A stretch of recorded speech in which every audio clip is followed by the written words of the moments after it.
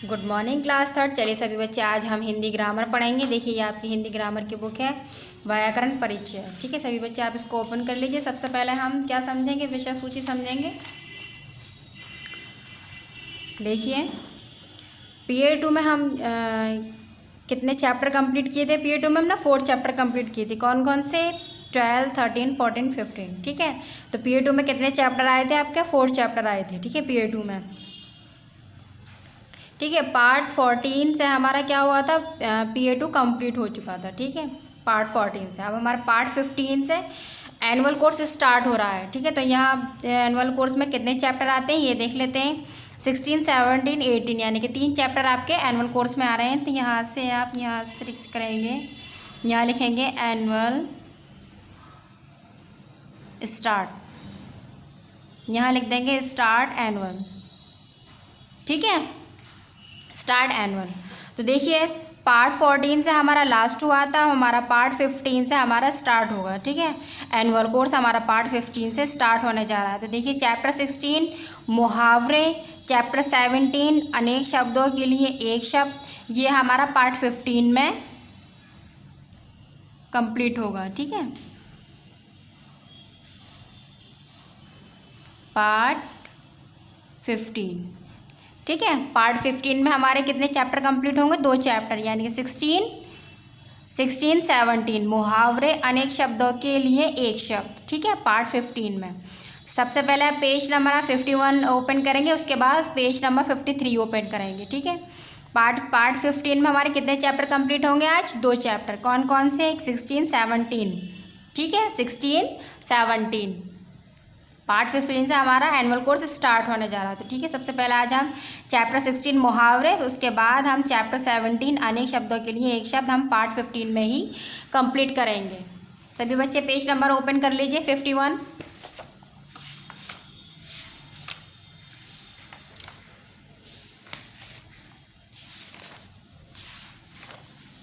देखिए ये आपका 51 है, पेज नंबर देखिए 51। चैप्टर नंबर है आपका 16, चैप्टर का नाम है आपके मुहावरे। ठीक है, तो यहाँ हम सबसे पहले शो लिखेंगे एनुअल कोर्स स्टार्ट। ठीक है, एनुअल कोर्स स्टार्ट। ठीक है, पार्ट 15। कौन सा पार्ट है? पार्ट 15 है। ठीक है, यहाँ डेट शो कर देंगे जिस डेट में आपके पास वीडियो जाएगी। ठीक है, तो चलिए सभी बच्चे, अब हम क्या करते हैं, हम रीडिंग कंप्लीट करेंगे और चैप्टर को अच्छे से समझेंगे भी। तो मेरे साथ क्या करेंगे, आप रीडिंग करेंगे। चलिए, जो वाक्य या वाक्यांश साधारण अर्थ के स्थान पर विशेष अर्थ बतलाते हैं उन्हें मुहावरे कहलाते हैं। क्या कहलाते हैं? उन्हें मुहावरे कहलाते हैं। भाषा में प्रारंभ उत्पन्न करने के लिए मुहावरों का प्रयोग किया जाता है। क्या किया जाता है? प्रयोग किया जाता है। किस में किया जाता है? भाषा में प्रभाव उत्पन्न करने के लिए मुहावरों का प्रयोग किया जाता है। जैसे 9, 2, 11 होना, इसका सामान्य अर्थ हुआ 9 को 2 से जोड़ने पर कुल जमा हुआ 11। ठीक है, 9 को 2 से जोड़ने पर कुल जमा हुआ 11, लेकिन इसका विशेष अर्थ है भाग जाना। ठीक है, इसका क्या विशेष अर्थ है? इसका भाग जाना है। लेकिन 9, 2, 11 होना। ठीक है, 9, 2, 11 होना। तो देखिए इसका यहाँ बताया 9 को 2 से जोड़ने पर कुल जमा हुआ 11। क्या हुआ? 11 हो गया। अगर 9 और 9 + 2 कितना हो गया? 11 हो गया। तो देखिए 9 को 2 से जोड़ने पर 11 हो गया। तो इसका विशेष अर्थ क्या हुआ? भाग जाना। इसका विशेष अर्थ है भाग जाना। इन मुहावरों को पढ़िए और अर्थ जानिए। ठीक है, ये मुहावरे हैं। ठीक है, इनका ये अर्थ है। तो देखिए यहाँ पर है दाल ना गलना। पहला देखिए आप, दाल ना गलना, तो इसका क्या है? सफलता ना मिलना। सफलता ना मिलना।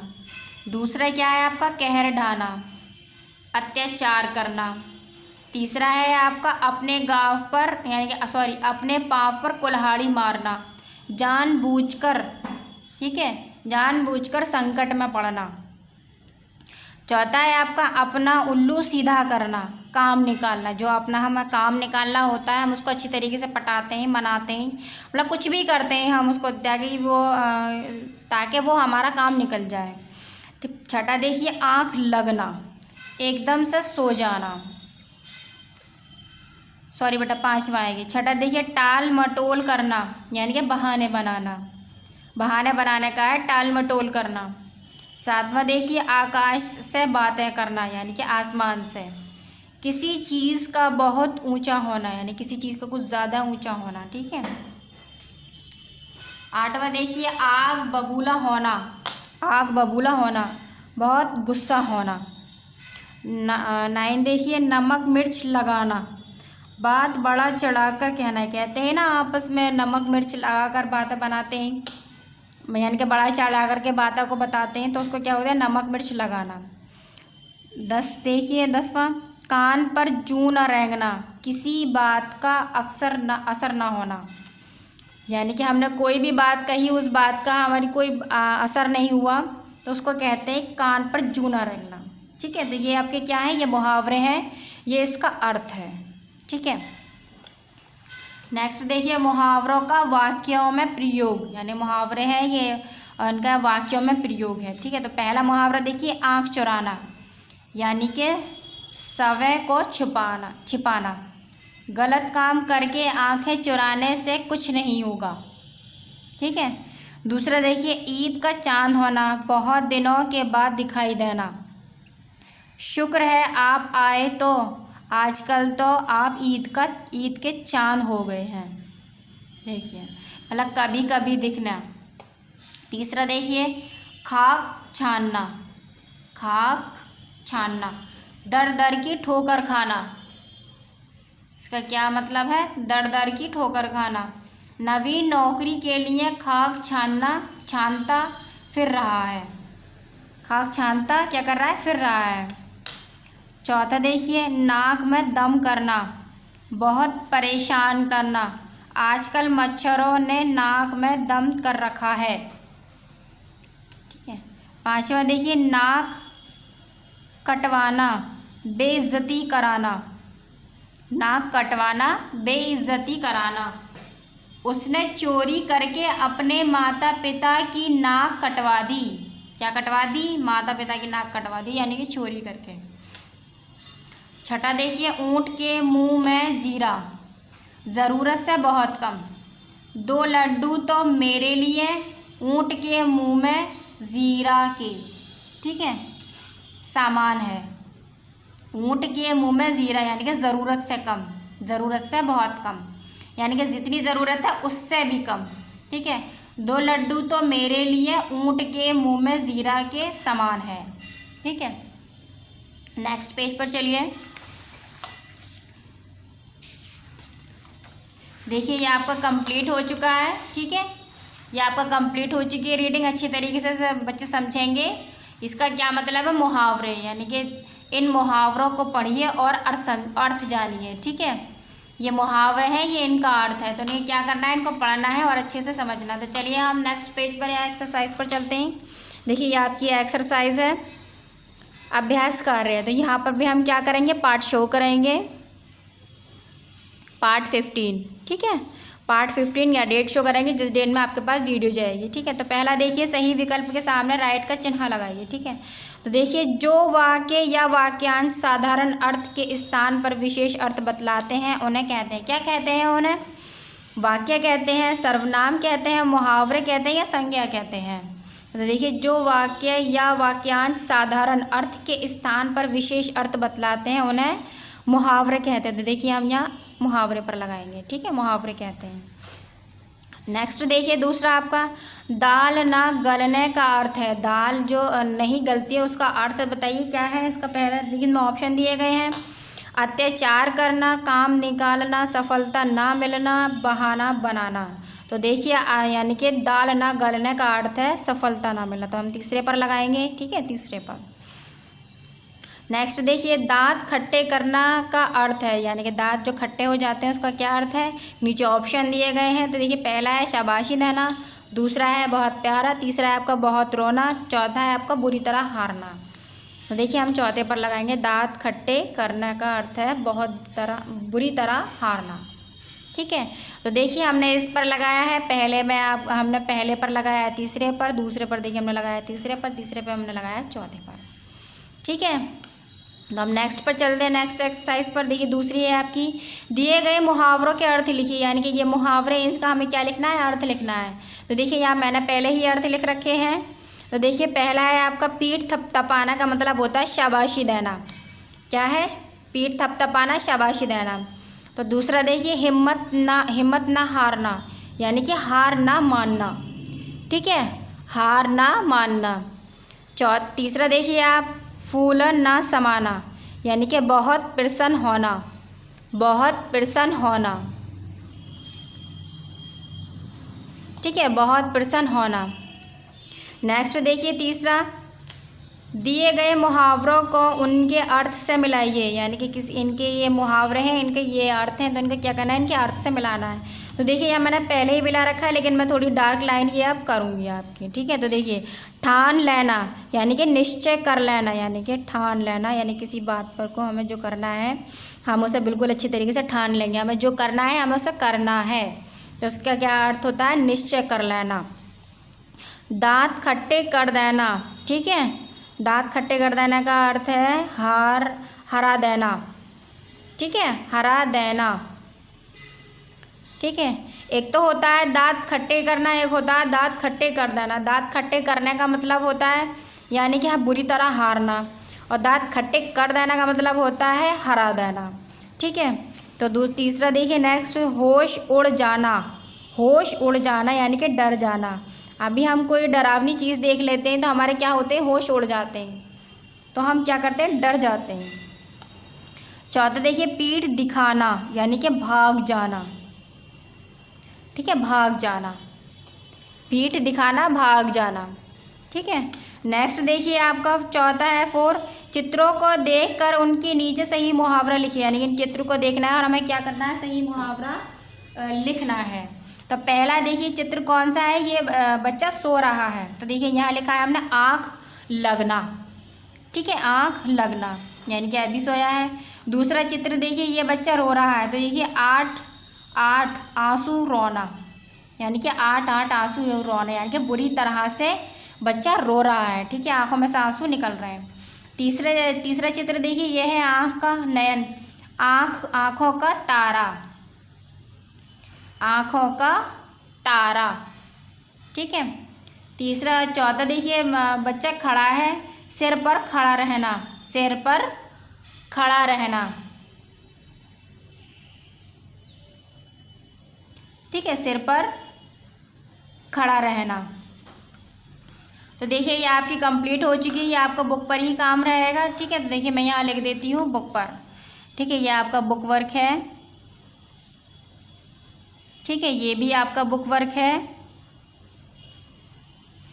ये भी आपका बुक वर्क है, ये भी आपका बुक वर्क है। आपको कॉपी पर कोई वर्क नहीं करना है। ठीक है, आपको कॉपी पर क्या करना है, कोई भी वर्क नहीं करना है। देखिए यह हमारा चैप्टर 16 पार्ट 15 में कंप्लीट हो चुका है। अब मैं बताया था यानी कि चैप्टर 16 चैप्टर 17 हम आपको पार्ट 15 में कंप्लीट करेंगे। चैप्टर 16 हमारा पार्ट 15 में कंप्लीट हो चुका है। चैप्टर का नाम है मुहावरे। ठीक है, अब हम चैप्टर 17 पार्ट 15 में ही कंप्लीट करेंगे, अनेक शब्दों के लिए एक शब्द। ठीक है, तो यहाँ पर भी हम पार्ट शो करेंगे। सबसे पहले पार्ट लिखेंगे यहाँ पार्ट 15 है आपका। ठीक है, यहाँ पर भी हम क्या करेंगे, डेट शो करेंगे जिस डेट में आपके पास ये वीडियो जाएगी। ठीक है, तो देखिए चैप्टर का नाम है अनेक शब्दों के लिए एक शब्द। चैप्टर कौन सा है आपका, 17। तो चलिए सभी बच्चे हम चैप्टर को क्या करेंगे, पढ़ेंगे और अच्छे से समझेंगे। तो मेरे साथ क्या करेंगे, अब आप पढ़ाएंगे। ठीक है, फिर समझेंगे। ऐसे शब्द जो भिन्न प्रकार के वाक्यांशों तथा शब्द समूह का अर्थ प्रकट करते हैं वे अनेक शब्दों के लिए एक शब्द कहलाते हैं। क्या कहलाते हैं, अनेक शब्दों का एक शब्द कहलाते हैं। ऐसे शब्दों का प्रयोग किसी गद्यांश यानी गद्यांश का 1/3 शब्दों में सार लिखते अथवा संक्षेपण, ठीक है, संक्षेपण करते समय किया जाता है। इससे अभिव्यक्ति अभिव्यक्ति में कसावट आ जाती है। जैसे नरेश सोच समझकर कम खर्च करता है के स्थान पर नरेश मितव्ययी है कहना अधिक अच्छा है। ऐसे ही कुछ शब्द यहाँ दिए जा रहे हैं, यानी कि जो हम शब्द बड़ा मतलब पूरा विस्तार में कहते हैं वही शब्द हम छोटे उसमें भी कह सकते हैं। ठीक है, तो देखिए वाक्यांश, ये वाक्यांश है, ये इनका शब्द है। तो पहला वाक्यांश देखिए, जिसके हाथ में चक्र है तो उसको क्या कहते हैं? चक्रपाणी, चक्रपाणी। ठीक है, तो हम पूरा अर्थ वाक्यांश नहीं कहेंगे, हम ये कह देंगे यानी कि जिसके हाथ में चक्र है, हम ये भी कह सकते हैं, लेकिन हम ये भी कह सकते हैं चक्रपाणी, हम ये भी कह सकते हैं चक्रपाणी। तो यानी कि जिसके हाथ में चक्र है वो क्या कहलाता है? चक्रपाणी। दूसरा देखिए, जिसकी 4 भुजाएं हैं तो वो चतुर्भुज। तीसरा देखिए, जिसके 10 आन हैं यानी कि दशान। चौथा देखिए, जिसके आने की तिथि मालूम ना हो, अतिथि। ठीक है, अतिथि। पांचवा देखिए, जिसके समान दूसरा ना हो, अद्वितीय, अद्वितीय। छठा देखिए, जिसके पार देखा जा सके, पारदर्शक, पारदर्शक। सातवां देखिए, जिसके पार देखा ना जा सके, अपारदर्शक, अपारदर्शक। आठवां देखिए, जिसके हृदय में ममता नहीं है, निर्मम। 9 देखिए, जिसका कोई नाथ ना हो, अनाथ, जिसका कोई नाथ ना हो, अनाथ, यानी कि जिसके माता पिता ना हो। 10वां देखिए, जिसे ईश्वर में विश्वास ना हो, नास्तिक, यानी कि जिसको ईश्वर में, खुदा में विश्वास नहीं, उसको क्या कहते हैं? नास्तिक कहते हैं। 11 देखिए, जिसे ईश्वर में विश्वास है उसे आस्तिक, यानी कि जिसे खुदा पर विश्वास है उसे आस्तिक कहते हैं। 12 देखिए, जिसका कोई शत्रु ना जन्मा हो, अजात शत्रु। 13वां देखिए, जिसका पति मर गया हो, विधवा। 14वां देखिए, जिसका पति जीवित हो, सधवा। ठीक है, सधवा, यानी कि जिसका पति जीवित हो, जिसकी पत्नी जीवित ना हो, उसको सधवा कहते हैं। और जिसका पति मर जाए तो उसको विधवा कहते हैं। ठीक है, औरत को विधवा कहते हैं और आदमी को सधवा कहते हैं। 15वां देखिए, जिसका जन्म पहले हुआ हो, बड़ा भाई, तो अग्रज, जो सबसे पहला होता है तो उसको क्या कहते हैं? बड़ा भाई, यानी कि सबसे बड़ा भाई, सबसे पहले हुआ हो तो अग्रज। 16 देखिए, जिसका जन्म पहले ना हुआ हो, छोटा भाई, अनुज, यानी कि जिसका जन्म पहले ना हुआ हो, बाद में हुआ हो तो उसको क्या कहेंगे? छोटा भाई, तो यानी कि अनुज, क्या कहेंगे उसको? अनुज। 17 देखिए, जिसका आदि ना हो, अनादि, जिसका आदि ना हो, अनादि। ठीक है, नेक्स्ट पेज पर देखिए, पेज नंबर 54 पर 18 देखिए, हमने वहाँ पर 17 तक कंप्लीट किया था, हम यहाँ से 18 से स्टार्ट करेंगे। ठीक है, जिसका अंत ना हो, अनंत। ठीक है, 19 देखिए, जो अनुकरण करने योग्य हो, अनुकरणीय। 20 देखिए, जिले टाला ना जा सके, जिले टाला ना जा सके तो अटल, अटल, यानी कि कुछ भी बात हो जिसको हम नहीं टाल सकते तो वो क्या होता है? वो अटल होता है, उसको अटल कहते हैं। 21 देखिए, जिसने अपना शरण चुका दिया हो, उसको क्या कहेंगे? उशरण। 22 देखिए, जिसे प्राप्त करना सरल हो, सुलभ। 23 देखिए, जिसे प्राप्त करना सरल ना हो, दुर्लभ, यानी कि जिसे चीज़ प्राप्त करना कहते हैं, कोई चीज़ लेना, जिसे चीज़ लेना है हमें कोई चीज़ तो वो क्या होती है? सुलभ होती है, यानी कि हमें जल्दी मिल जाती है। और जिसे प्राप्त हमें कोई चीज़ नहीं होती तो वो क्या होती है? दुर्लभ होती है। 24 देखिए, जहाँ जाना सरल हो, सुगम। 25 देखिए, जहाँ जाना कठिन हो, दुर्गम। यानी कि जहाँ जाना सरल हो, इजी हो, तो उसे हम क्या कहेंगे, सुगम कहेंगे। जहाँ जाना कठिन होगा तो हम क्या कहेंगे, उसको दुर्गम कहेंगे। 26 देखिए, जिसके कोई संतान ना हो, यानी कि जिसके कोई संतान ना हो, उसको क्या कहेंगे, निस्संतान। क्या कहेंगे, निस्संतान, यानी कि औलाद ना हो। 27 देखिए, जिसको भय ना हो, निर्भय। जिसको भय ना हो, निर्भय, यानी किसको, जिसको डर ना हो, उसे क्या कहेंगे, निर्भय। 28 देखिए, जिसमें कोई विकार ना हो, तो निर्विकार, निर्विकार। 29 देखिए, जिसका भाग्य अच्छा हो, सौभाग्यशाली, सौभाग्यशाली। 30 देखिए, जिसका वर्ण ना हो सके, अवर्णीय, अवर्णीय। तो देखिए यह हमारा ये कंप्लीट हो चुका है। आप सभी बच्चे अच्छी तरीके से समझ गए होंगे। तो देखिए ये वाक्यांश है, ये आपके शब्द हैं, ठीक है। तो सभी बच्चे अच्छे तरीके से समझ गए होंगे। ये आपको अच्छे से याद करना है, तो मैं यहाँ लिखती हूँ लर्न। ये आपको याद करना है। देखिए आपको ये भी याद करने हैं मुहावरे, मैं आपको ये बताना भूल गई थी। अब मैं यहाँ लिखती हूँ, तो आपको ये क्या करना है, ये आपको याद करना है, ये भी आपको याद करना है, ठीक है। तो देखिए मुहावरों का वाक्यों में प्रयोग, ये आपको याद करना है। दूसरा है, पहला है आपका, इन मुहावरों को पढ़िए और अर्थ जानिए, ये भी आपको याद करना है। मुहावरों का वाक्यों में प्रयोग, ये भी आपको याद करना है अच्छे तरीके से, ठीक है। तो देखिए ये आपको याद करना है वाक्यांश शब्द, यानी कि अनेक शब्दों के लिए एक शब्द, ठीक है। ये आपको याद करना है। यहाँ पर मैं लिख देती हूँ याद, ताकि आपको याद रहे कि हमें याद करना है। देखिए सभी बच्चे अभी अच्छे से समझ गए होंगे। अब हम आपकी एक्सरसाइज कंप्लीट कराएंगे। चलिए अब हम एक्सरसाइज कंप्लीट करते हैं। तो सबसे पहले आप यहाँ पार्ट शो करेंगे।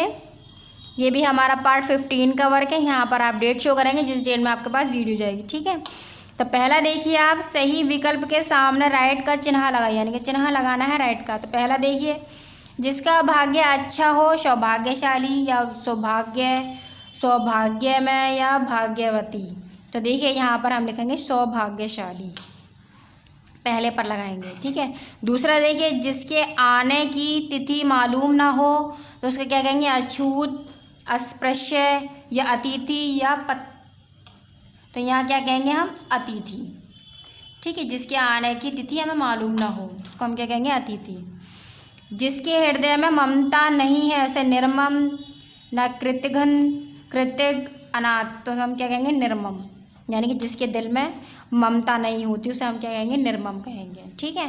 तो हम नेक्स्ट पेज पर चलते हैं, आपकी नेक्स्ट एक्सरसाइज पर। पहली हमारी कंप्लीट हो चुकी है, हम दूसरी देखिए। निम्नलिखित वाक्यांशों के लिए एक शब्द लिखिए। क्या लिखना है हमें, एक शब्द लिखना है। ये वाक्यांश है, इनका हमें क्या करना है, एक शब्द लिखना है। देखिए जैसे मैंने यहाँ लिख रखा है। पहला देखिए आप, जिसका आदि ना हो तो अनादि, जिसका आदि ना हो, अनादि। दूसरा देखिए, जिसका ईश्वर में विश्वास ना हो, जिसका ईश्वर में विश्वास हो, आस्तिक। जो अनुकरण करने योग्य हो, अनुकरणीय। जिसका पति जीवित हो, सधवा।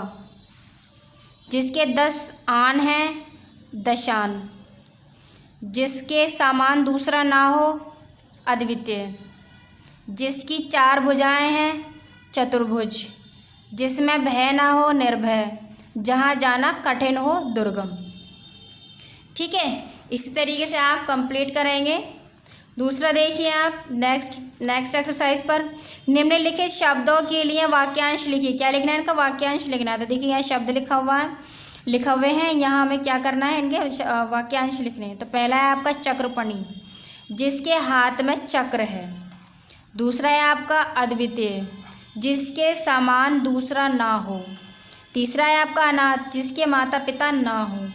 चौथा है आपका निर्मम, जिसके हृदय में ममता ना हो। पांचवा है आपका विधवा, जिसका पति मर गया हो। छठा है आपका अनुज, जिसका जन्म पहले ना हुआ हो। सातवां है आपका जिसका अनादि, जिसका आदि ना हो, ठीक है। इसी तरीके से आपको ये लिखना है।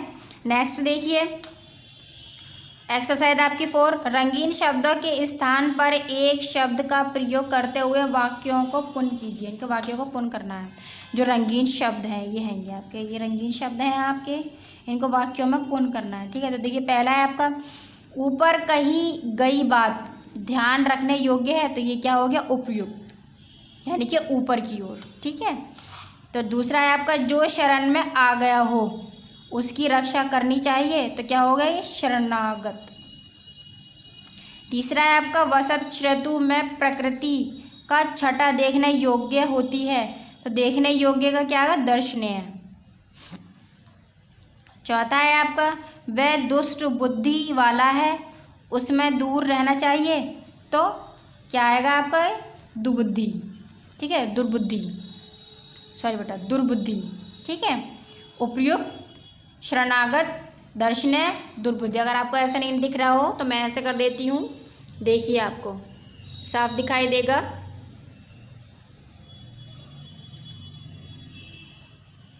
ठीक है। तो देखिए ये भी हमारा पार्ट 15 का वर्क है। यह क्या होता है हमारा पार्ट 15 हमारा यहाँ कंप्लीट हो जाता है। ठीक है। तो ये भी हमारा पार्ट 15 का वर्क है। यहाँ डेट शो करेंगे सभी बच्चे, ये भी आपका बुक वर्क है। ठीक है, ये भी आपका बुक वर्क ही रहेगा। ठीक है, यहाँ मैं लिख देती हूँ बुक वर्क। ठीक है, ये भी आपका बुक वर्क है, यहाँ मैं बुक लिख रही हूँ। ये भी आपका बुक वर्क है, ये भी आपका बुक वर्क है।